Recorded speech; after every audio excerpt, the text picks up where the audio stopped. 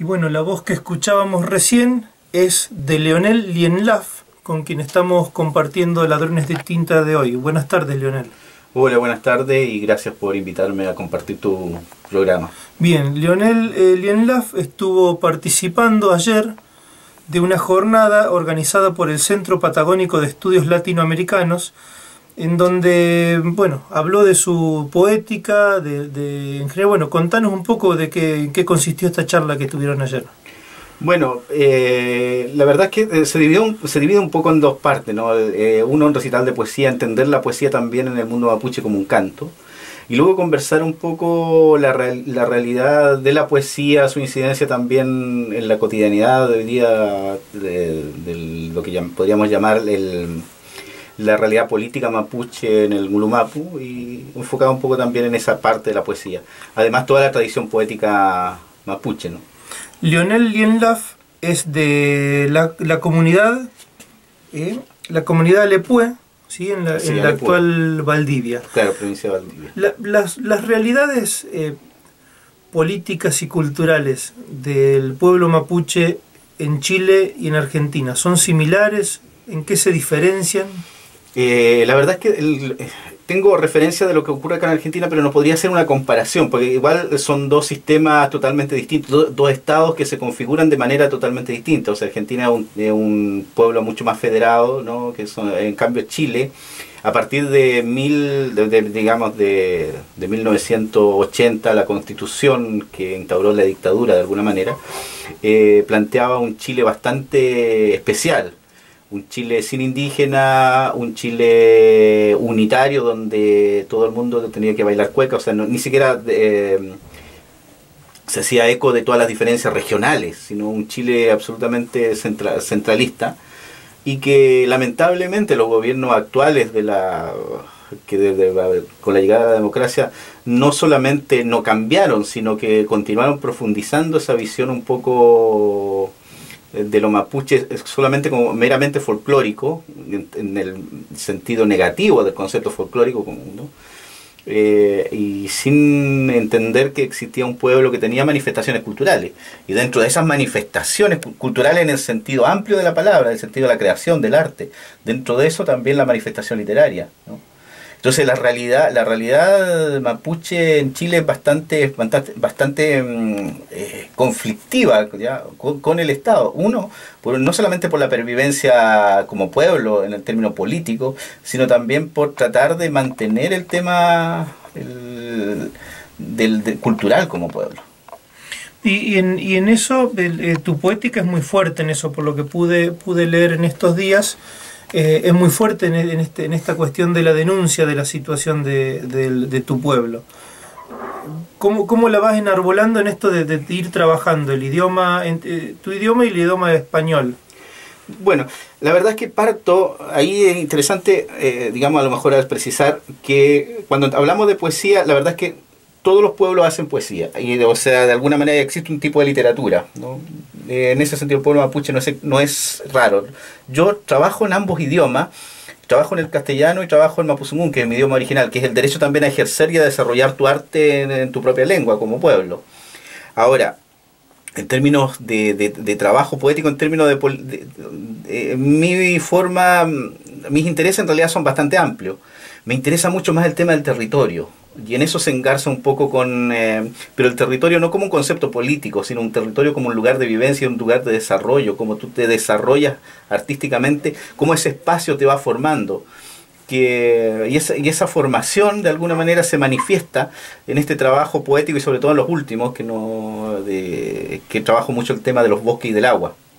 Ahora, hay cierto trabajo que tiene que ver un poco con la historia, ¿no? Con recuperar a través de la memoria poética la historia reciente de nuestro pueblo, que tiene que ver con todo lo que fue la invasión, no tanto la española, sino en el caso nuestro del sector del Ngulumapu, la invasión un poco chilena, 1883 en adelante, y que tiene que ver con una historia familiar, porque mi familia vivió ese periodo. Entonces tomo un poco la memoria, rescato en realidad desde un proceso muy familiar, y que de alguna manera recupera toda esta historia fuerte y violenta de lo que fue la ocupación en territorio mapuche.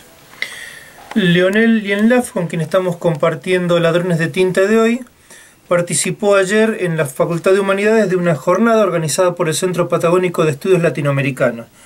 Él publicó los poemarios Se ha despertado el ave de mi corazón, en mapuche zungún y español, por el que recibió el Premio Municipal de Literatura de Santiago del año 1990.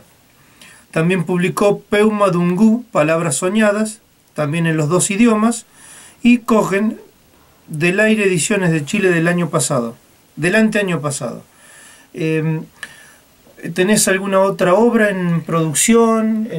Bueno, en realidad eso ha sido obra términos desde el punto de vista de la escritura del libro, pero hay varios trabajos que tienen que ver con el tema también visual, en términos de guiones y de trabajo con...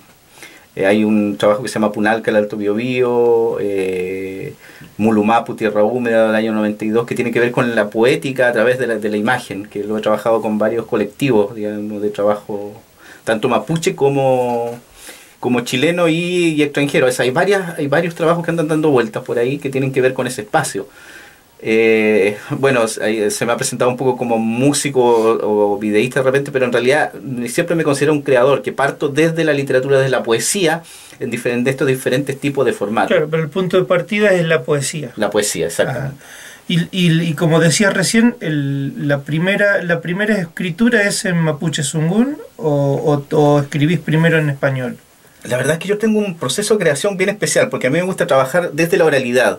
Primero, como digo yo, rumio mucho los textos durante mucho rato, y eso después cuando se plasman a la escritura es indistinto, ¿no? Yo trabajo, cuando uno es bilingüe, como que cambia la percepción. A esta altura de mi vida a veces no me doy cuenta si estoy pensando en mapuzungún o en castellano, se me mezclan las historias. Entonces los poemas nacen, y eso es lo interesante, los poemas nacen, a veces son la misma temática pero versionada, como este diálogo entre estos dos idiomas que ya forman parte de mi vida. Es curioso lo que estás mencionando, porque en un programa pasado, conversando con una poeta neuquina, Silvia Mellado, ella nos contaba también que está en un proceso en el que le interesa mucho la oralidad.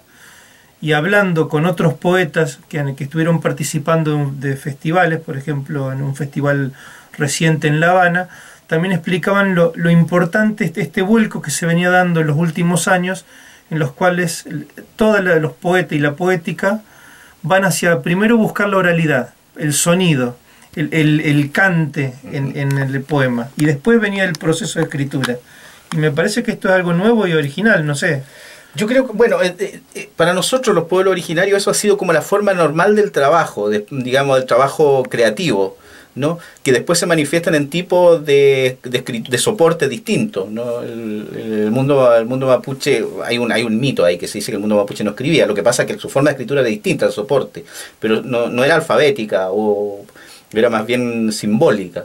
Existe un tipo de escritura. Entonces muchos poetas plasmaban, tanto mujeres o como hombres, en diversos artefactos estos cantos que iban creando y que después transmitían a través de la propia oralidad, o también de signos o símbolos, ¿no? ¿Esta escritura mapuche es alfabética o es ideática, así como decías recién? Bueno, ahora estamos en un proceso es alfabética, ¿no? Que la modernidad es un proceso también muy, muy especial ahora, ¿no? Incluso muchos pueblos ideográficos están como adoptando la grafía alfabética como un tipo de soporte, ¿no? Que es la imposición de la tecnología. Claro, la imposición de la tecnología de alguna manera, y como la grafía franca, ¿no? del abecedario. ¿Y tenés poemas para compartir? ¿Has traído algo? Sí, he traído algo, pero a lo mejor yendo un poco como lo que te quería explicar, para entender un poco el tema de la oralidad mapuche. Hay un canto que estoy trabajando ahora, ¿no? Que va a salir luego, que es un texto que se llama Kusen, que es un juego y es una idea. Entonces el canto parte así. Esto es para adormecer a un chingue, ¿no? El chingue o el zorrillo, para los que no saben, que es un animal bien oloroso del lugar, pero también es un juego. Entonces hay un pequeño canto. La historia es con mi hijo que le tratando de hacer dormir en este juego al chingue.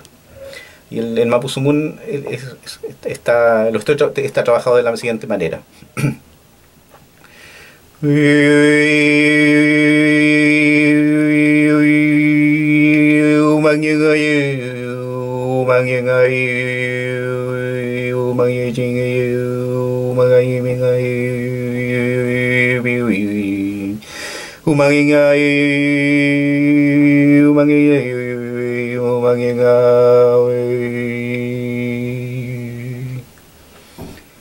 Y ahora un texto antiguo en castellano que se llama: bajan gritando ellos sobre los campos, silbando con los esteros.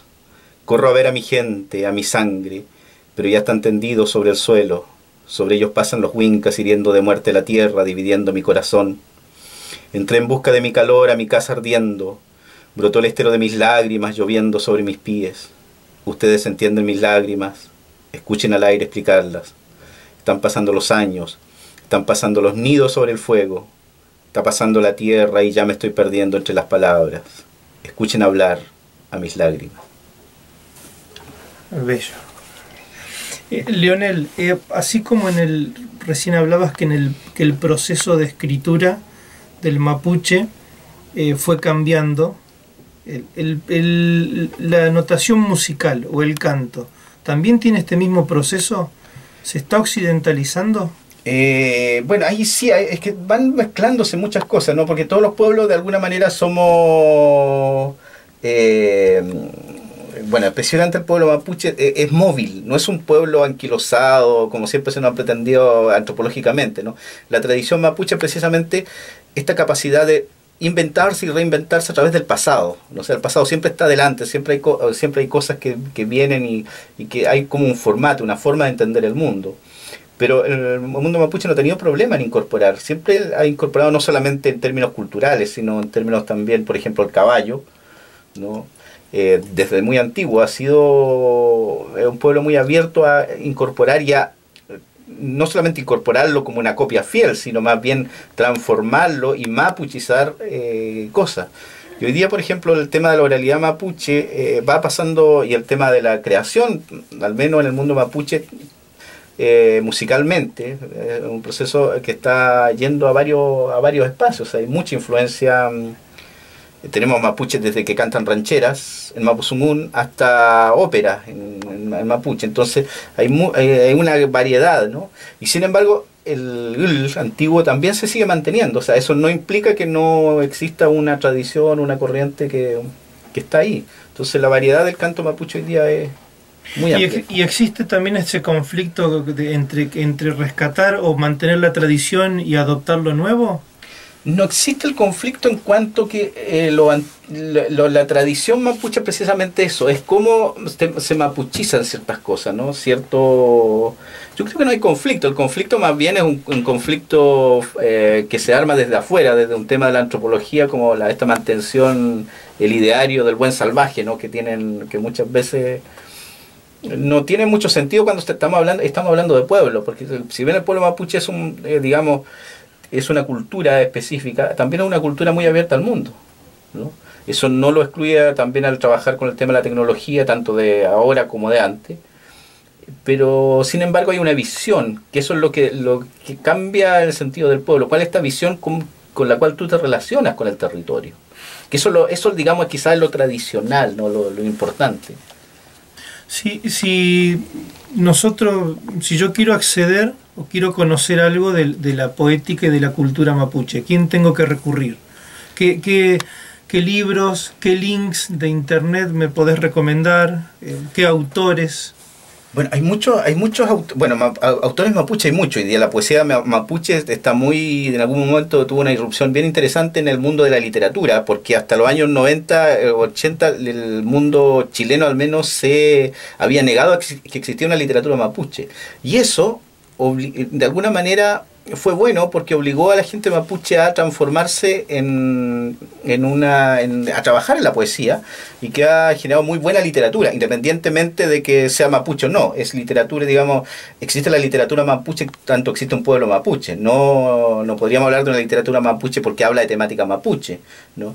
Estaba Jaime Buenún, por ejemplo, que es un poeta que habla, no sé, dialoga con Fanon o con poetas neoyorquinos en su concepción, pero sigue siendo un poeta mapuche en el sentido del visionar, de cómo él se relaciona con esa temática.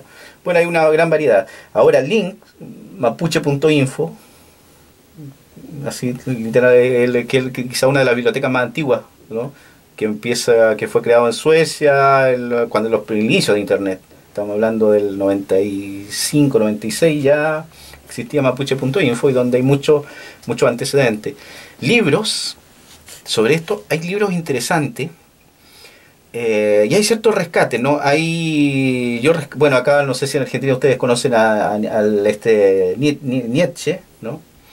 Que fue el que estuvo encargado de estos zoológicos humanos en los principios de año, creo, un alemán que era bien especial, pero sin embargo lo que él logró rescatar de ese tiempo de la historia, entre ellos toda la memoria de las campañas del desierto en Argentina, y que felizmente están en Alemania, y que fue rescatado por investigadores mapuche precisamente, donde hay toda esta poética antigua mapuche, ¿no? Incluso él grabó en cera, en discos de cera, y están digitalizados. Se escuchan un poco mal, pero sí se puede entender un poco este tipo de canto. Y eso fue editado el año pasado por la Universidad Católica, por Margarita Canillo. Yo no sé si ha llegado acá, que es un libro grande, pero a través de la red se puede encontrar. Y literatura, bueno, poeta Elicura Chihuailaf, que hoy día está postulando al Premio Nacional de Literatura en Chile, Roxana Miranda, Javier Milanca, David Aniñir, entre muchos, ¿no? Como nombres. Poetas que siempre nos mencionan la gente del Centro Patagónico de Estudios Latinoamericanos, que son quienes te han traído para brindar esta charla conversatorio que se realizó ayer. Sí. Leonel Lienlaf, ¿vos trabajás en proyectos de investigación también, en universitarios? No, en general sí, trabajo en proyectos de investigación. He estado ligado por esta cosa de trabajo mucho al tema de la museografía, de los museos, el tema patrimonial. Y buscar un poco entender y recuperar, más que recuperar, hacer presente esta memoria antigua, que está no solamente en las crónicas que se recogió, sino en la memoria oral. Bueno, tú decías hace rato que se está volviendo a darle el valor que tiene la memoria oral, ¿no? Bueno, en el mundo mapuche hay una tradición oral tan riquísima sobre la historia, que hablábamos hace poco con un peña acá, por ejemplo, que al menos algunos relatos hablan de cuando la cordillera de los Andes todavía no había emergido, ¿no? Todavía no existía la cordillera de los Andes de acá, donde estamos ahora, la Patagonia, ¿no? La historia del Tren, que se habla de ciertos lugares, en la costa sobre todo, habla de cuando solamente existía la cordillera de la costa, cuando esto estaba bajo el agua. Y hay historias sobre eso en la memoria mapuche. Entonces estamos hablando de una memoria que ha venido perdida en el tiempo, y que tú lo puedes encontrar en relatos hoy día. Perdona, para terminar, y ese tema, por ejemplo, de investigación es lo que me ha llevado a mí al tema del patrimonial, y eso también me trae acá, porque esos relatos que están dispersos, que son como hojas de libros por allá, que uno los va recogiendo, por ejemplo, en el sur, por Bariloche, que también me interesa, y tratar de hacer estos cruces de información en los relatos para hacer este camino también de la memoria. ¿Recordás el relato de cuando la cordillera no existía? Sí, bueno, hay un relato especial que se cuenta en mi lugar, porque yo soy de la cordillera de la costa.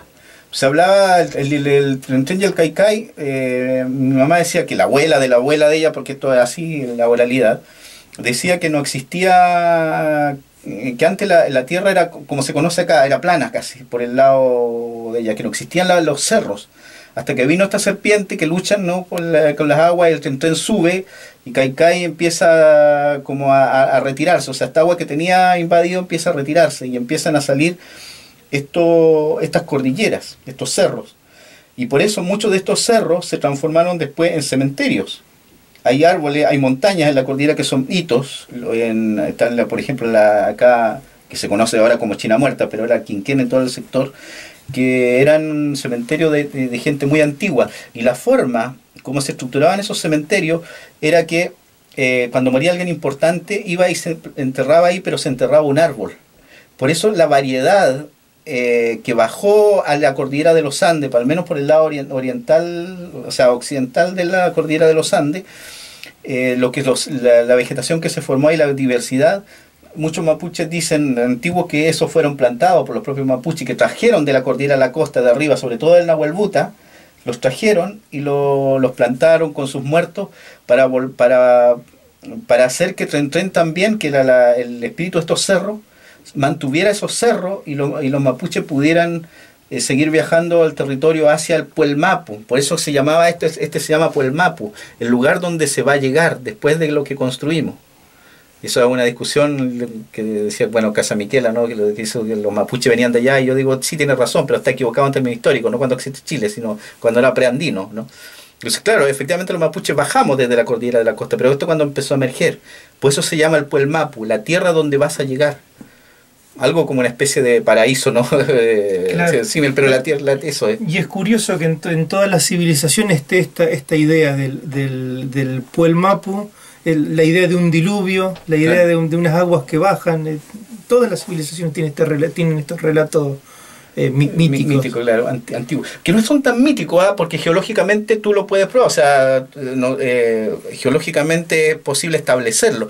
Ahora, lo que no cree la ciencia oficial, digamos, hoy día, es que el mapuche haya vivido en esa época geológica. La pregunta, bueno, ahí ya vienen a otras cosas. Entonces, ¿cómo llegan esos relatos y cómo se conciben esos relatos? No creo que alguien lo haya inventado así porque se le ocurrió, ¿no? Porque habla, o sea, si tú empiezas a hacer los trasvasijes de lo que la ciencia geológica hoy día ha descubierto, lo que habla sobre el territorio, y lo haces con el mundo mapuche, o sea, están hablando exactamente de lo mismo. Claro, lo de acá de una forma literaria, si tú quieres, y la otra de una forma más precisa, en la cual te dicen tantos años geológicos, o sea, pasó esto, ¿no? Incluso el tema de la glaciación, que es bien interesante, también está dentro del mito mapuche. Y la glaciación llega hasta la cordillera Nahuelbuta. Entonces de ahí viene también el otro mito de por qué el mundo mapuche venimos de los padres de los seres azules, ¿no? Del tema azul que tiene que ver con la vieja cordillera de la costa. Ahí donde estaban exactamente lo que hoy día ya no existe, como el Nahuel, por ejemplo, ¿ya? Donde viene el Nahuel, que es un tigrillo a medio azulado, y medio azulado porque son gris especial. Hoy día queda de los azules, de los bichos azules, entre comillas bichos, ¿no? Que solamente queda el Painenguer, que se creía extinto hace mucho rato, que son el zorro azul, o el Painenguer, que se llama el zorro azul, que es el zorro de los Calcos, y que hoy día sobrevive en Chiloé, en la cordillera Nahuelbuta, que efectivamente cuando uno los mira son zorros azules, porque son como no sé, acá los mirlos, ¿no? Los tordos, los mirlos son negros, ¿no? Sí. Pero hay unos tordos que son como más azulados. Un negro azulado. Claro, más o menos son de ese estilo. Y el Nahuel también era así. Bien, Leonel, gracias por la visita al programa y bueno, no sé, está unos días más por acá por Neuquén. Originalmente me estoy quedando hasta el domingo, así que bueno, gracias también a ti por la invitación. Bueno, hay tanto que hablar que se hacen muy cortos los minutos y los espacios. Gracias. ¿Querés compartir algún otro de tus poemas? Sí, un poema típico que me gusta, que habla también de esto, que a propósito de canto. Kiñe wen tulel fun meu wiraf wiraf ngei ni chiri paka wiraf klei wenteñi ka weyu motrampelu ni trewa koma puel kiñisngu que sin tu lautaru piñi wirafun ni puche wainani eu carofreke. Un hombre va galopando en la pampa, y su chiripa galopa sobre su caballo llamando a sus perros. Toda la pampa escucha sus gritos. que sintu, laucharu, laucharu, dice su galopar, y sus perros le siguen como el viento. Bueno, muchas gracias.